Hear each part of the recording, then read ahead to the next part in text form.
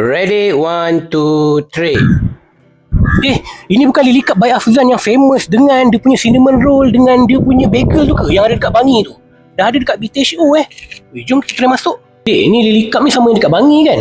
Sama. Macam orang yang kedua kita dekat BTHO, Ceras. Okey, macam tu saya nak order macam biasa. Kepada rakyat Bandar Tun Hussein On, Lily Cup by Hafzan dah ada dekat tempat korang. Kalau korang tak tahu nak order apa, korang order je macam yang aku order ni. Untuk bagel, dia ada pilihan savory, sweet, premium. Yang aku paling suka sekali, tuna mayo dia dengan smoked salmon. Untuk tuna bagel, tuna dia lembut, mayo dia tak over, seimbang je. Makan pun tak muat tau. Yang ini sesuai untuk kids juga. Smoked salmon bagel ni memang favourite aku lah. Rasa dia lebih rich, salmon dia memang smoky habis. Lepas tu diapit pula dengan bagel yang lembut tu, memang ngam habis guys. Sebab utama aku repeat datang Lily Cup guys, of course sebab diorang punya cinnamon roll. Yang selalu aku order premium box. Dalam ni korang akan dapat original cinnamon roll and then full spread untuk Nutella, Biscoff dan juga Ovomaltine. Premium box ni cream cheese dia asing tau. Sedap tau cicah cream cheese ni. Rahma premium box ni dia lebih kurang macam premium box tau, tapi ada beza dia. Nutella, Biscoff, Ovomaltine tu dia drizzle atas cinnamon roll. And then cream cheese tu pun dia dah siap sapu dah. Kalau nak klasik, original box ada. Simple je dia cinnamon roll original. Cream cheese tu korang boleh pilih sama ada nak asing ataupun terus on top dekat cinnamon roll. Lokasi Lily Cup by Afzan dekat BTHO ni,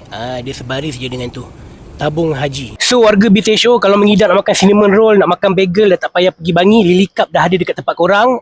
Kat situ. Okey? Apa lagi serbu sekarang? Alright, gerak dulu.